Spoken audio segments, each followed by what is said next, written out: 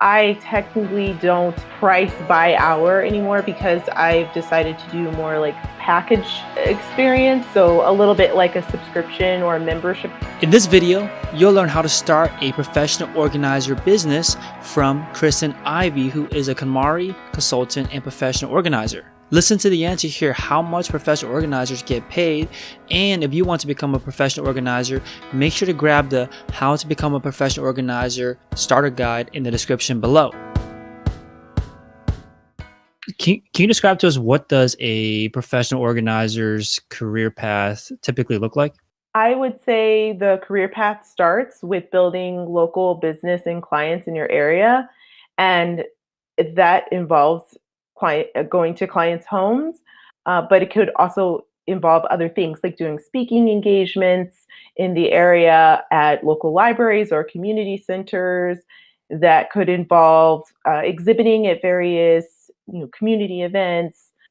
Also, you could take organizing in many different directions. It doesn't have to be limited to the home. You can serve people through a virtual business, virtual sessions. I know I offer those as well. It works really well with certain clutter categories, especially when dealing with digital clutter as well. Let's see. You could take it in the direction of supporting corporate clients or retail spaces, whatever you desire. So that's kind of the career track or different ways you could take the business moving forward. And word of mouth and referrals is really big in this kind of industry. So you always keep your clients happy for sure. And you can kind of get the ball rolling from there. If you were to write a job description to hire someone that is a professional organizer, specifically in the KonMari method, what would that look like to you? I was hiring someone specifically for KonMari method, I definitely would have something in the description that talks about, what is your relationship with KonMari. I would have them describe KonMari in a couple of words.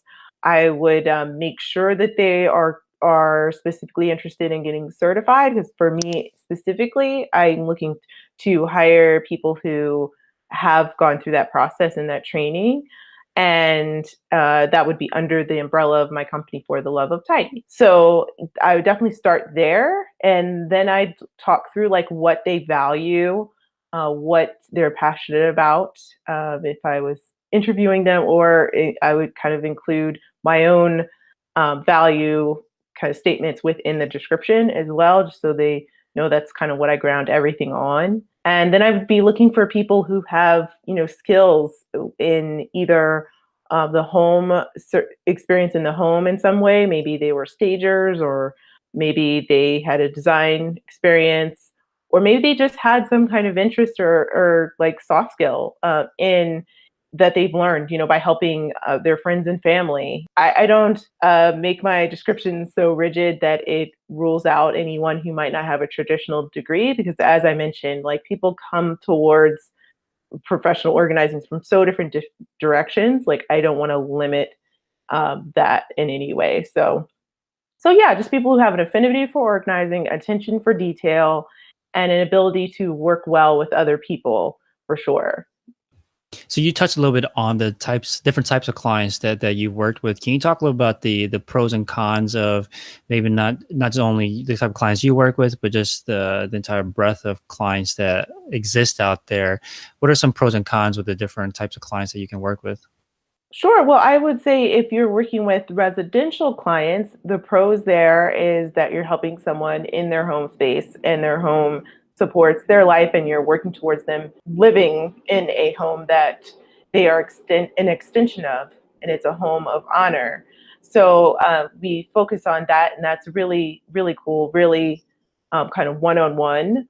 And the con of that is that you can only go to so many homes at a time, right? So it's can be difficult to scale up if you don't have other employees that you plan on bringing in. But it might work for someone who's doing more of a part-time schedule. I mean, you can definitely do this full time, but you would only have, if you're it's just yourself, you only have like a certain number of appointments you could fill. So that's where it might be beneficial to go in the other direction, where you are mixing up the tidying service with some other things, various virtual support opportunities, as I mentioned, or working in with those in a corporate environment or elsewhere. Would you say that the virtual and or the corporate clients have the most potential for business or growth opportunities?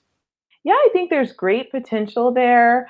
I think that the KonMari method can translate into so many different directions. I know that when you think about like corporations and startups and entrepreneurs and small businesses, I really see potential there myself because it's in alignment with my own ideal client. And those people need home environments and work environments that support their goals and their vision. And they often are now placing a lot more emphasis these days on health and wellness within those two environments. So there's a lot of potential there to present something that is a little bit out of the box, but still like a super great strategy for changing your life, which can be at home or at work. And what is your approach or to finding clients? And on top of that, is that the typical approach that you see other professional organizers take? So my approach for finding clients, I know that my ideal customer hangs out online for sure. So I've made sure to establish a strong digital presence. That was a big goal for me. And that includes, of course, website and optimizing that as much as possible, as well as social media and other vehicles. And I'm constantly like, tweaking that, trial and error, pivoting, failing fast, trying different methods. These methods are can vary because it might be like regionally based, whether something works or doesn't work. So I wouldn't want to claim one kind of technique works for everybody. But I definitely, for my particular client, have started, and put a lot of attention into online marketing. And I also get a little bit of client referrals through the KonMari website itself. So when you're certified, part of that fee that you pay every year is to be listed as an official certified KonMari consultant on their site. So that also can drive traffic to our sites and help us connect with clients who are ready to go through this transformation process. And are there like agencies out there or firms that someone can work for and then work gets referred or I guess given to them that way? Does that exist in this world? So yes, there are some organizations out there who are serve as a third party and refer organizing clients to organizers. So things like Thumbtack or Home Advisor or Angie's List, those are some popular ones. And I have dabbled in some of those. They've worked for some consultants. They haven't been like a great big win for me, just because I have a particular style of organizing that it requires a little bit more conversation to truly understand and make sure that it's the right fit for a particular client. So someone just kind of walking into searching for organizing services blind may kind of like not understand that this is a little bit different than someone coming in and putting labels on things and putting things into bins and things like that. That's part of it, but like we do so much more before we get to that state. So it was important for me to like try those out, but I didn't end up ultimately sticking with them because I just wasn't getting the clientele that really like understood like the KonMari method, and even on some kind of basic level, or if they didn't understand it at all, like I could explain it and it was like what they're looking for. Yeah, I think what you're getting at is that when you're building a business, you cannot just take on any and all clients where you don't want to. For Mhm. anyone out there that is starting a business for the first time, they might think, I should just try to get as much kind of revenue into the business as possible. What makes you take this approach where you say, I have to make sure it's a good fit before I take on a client rather than just taking on anyone that's willing to pay you? Sure, sure. So as I mentioned, I'm really into the financial independence community. And one of the things we talk about there is how to operate from a place of integrity and abundance and not like scarcity or shame or desperation. So I think that my attention on finances has helped me kind of lead to also drawing the line when it comes to what clients I take. Of course, like as a new business owner, I was like, anyone who wants to work with me, I should take them. But I found out that very quickly I should have more of a red velvet rope policy. And that comes from a book called Book Yourself Solid that I've been reading recently. It's all about like they say it dumping your duds clients, or dumping the clients that don't give you energy, don't give you life, don't spark joy for you. You know, the clients that just aren't a good fit, the clients that you dread driving to, you know, their house when it's time for their appointment. Things like that. They ultimately drag you down either emotionally or ultimately maybe financially, because your clients are a big part of your brand and they're out there in the world representing you. So you want to make sure they have a strong understanding of what you have to offer and that they're ready to come on board and do things the way that you're presenting them to, you know, kind of execute this type of work. So it's very important to keep only those great clients around. Yeah, this is kind of in stark contrast with the typical hustle 24/7, Mhm. grind, don't no don't sleep and just keep on grinding kind of philosophy that you see a lot in entrepreneurship world. And but what you're saying is that if you take this approach of being more selective with your clients, not only can you last longer, it's a long-term approach, but can also end up being more profitable in the end because you have the energy to keep on persisting, and then you that shows up in your work, right? It shows up in the Mhm. kind of work that you put out there, which can lead to more referrals, can lead to more happy customers, and ultimately growing your business. Exactly. So yeah, so you it seems like you invest a lot in growing your skills outside of just the KonMari method. What are some of the skill sets that you think would be the best complements to just learning the KonMari method to build a business? Sure. So I actually, whenever I think about a new skill that I need or a new skill I have to learn, I seek out those in my community that may be doing free workshops on them. So it could be anywhere from, or anything from like how to take a better pictures on your iPhone, or how to blog, or how to set up SEO, or how to improve your LinkedIn profile. So I seek out various workshops in those topic areas, and then I learn as much as I can from those experts. And then sometimes I will, you know, love the topic so much that I'll dive deeper on my own and learn it completely. Or that introduction is enough to tell me that I need to outsource it to someone else. So that's kind of what I found to be most beneficial, like just trying to get a feel for what I truly want to like do a deep dive of, and what I kind of want to maybe just delegate to someone else. I know no matter how long I try to study it, they can do it better and more efficiently. And another skill that I have definitely continued to work on and tie with tidying is just my own personal development.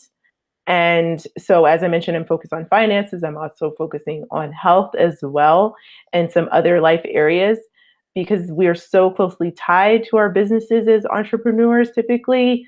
Like, it's so important for us to be full so that we can appropriately give ourselves to our clients.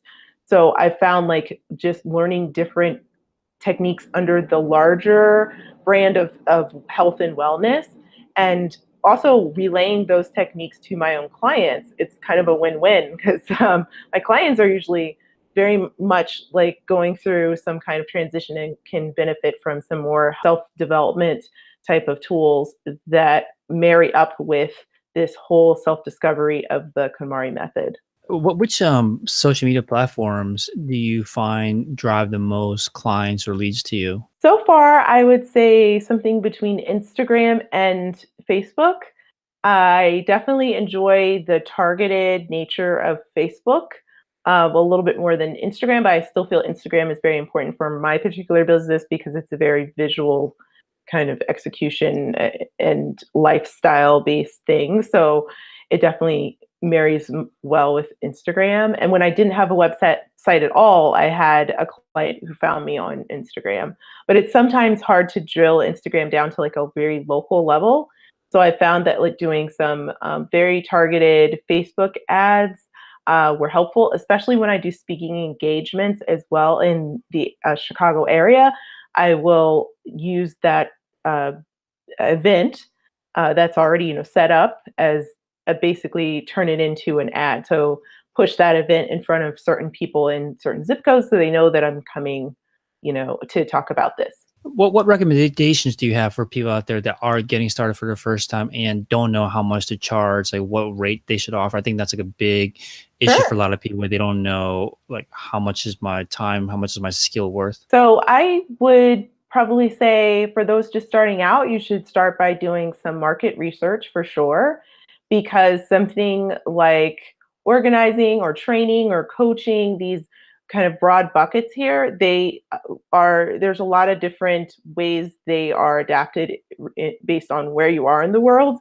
So I would definitely do some local research to see if there's a demand there and check what other organizers in more of the traditional space are charging. And now at this point, we've built up quite a few KonMari consultants now, so you can actually look to see what we're charging as well within your area. So when I was first starting, I didn't have any of that information to kind of look to, but now we have plenty. So yeah, definitely look at other KonMari consultants and KonMari or organizing traditional organizers, or even those in the life coaching, life business, lifestyle, or even design space. See what they're charging as well, because those kind of businesses definitely align well with organizing. Is there a range that you can tell us for someone out there that is, let's say, living in like a major US city? Like, what's the range that they might be able to command?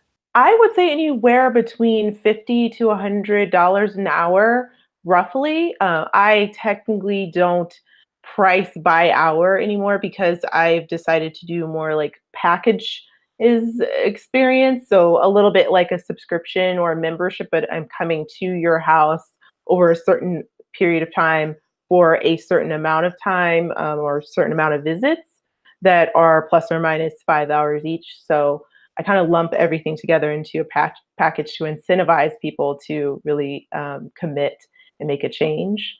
But I would say, yeah, it's somewhere in the $50 to $100 range. It's a very rough estimate. We have consultants all over the world, so it may not translate to like other currencies or other locations. So I've seen this approach from other business owners that are trying to grow their business is to transition and stop thinking of they're trading their time, their mhm, hours for money. And you sure. said that you now move into kind of a package deal. What Mhm, was that moment that you realized that this was a better approach? Like talk to us sure. through that thought process. Yeah. So when clients reach me, they're usually at a state of anxiety and overwhelm, and they truly need that accountability. So many of them have tried to read the KonMari method through the life changing magic of tidying up, that bestseller I mentioned. They've tried to read about it. They've tried to crowdsource. They've tried to go into membership groups. They've tried to execute this method on their home, and they've just stutter stepped through it, or haven't been able to cover all the categories, so they've fallen back on old patterns. So I realized that if I didn't establish that commitment up front, some of that would get diluted if we're just doing like onesie twosies, here and there lessons. So it was really important for me to again like attract those clients who are serious about really getting this done from start to finish, and kind of letting go of whatever they've done in the past. That I mean, it's definitely helpful if they have a baseline of what KonMari is all about. But usually, when I work with them, we take a step back. We work on those things that they may have just overlooked or forgotten to do. Those little small steps before you even start decluttering, and they make the commitment for a short period of time to fit this into their schedule. So they do a little of decluttering of their calendar as well. And so the package really encourages that because they know when I'm coming each time, they know I'm coming back, they can prepare and they can make it a high priority for that short amount of time, anywhere between 3 to 6 months that we're executing this. Awesome. Thank you so much for your time, Kristen. Where Sure. can the audience go to learn more about you and about your business? Sure, you can head over to fortheloveoftidy.com where everything lies about my business. And I'm also on social media on Facebook and Instagram at For the Love of Tidy. And as I mentioned, I also co-host a weekly podcast that's called Spark Joy Podcast, and you can find that at sparkjoypodcast.com. Awesome. Thank you again so much. Thank you. Thanks for watching. If you want to become a professional organizer, make sure to grab the How to Become a Professional Organizer free starter guide linked in the description below. And if you want to learn more about different side hustles, make sure to check out these other videos about other side hustles.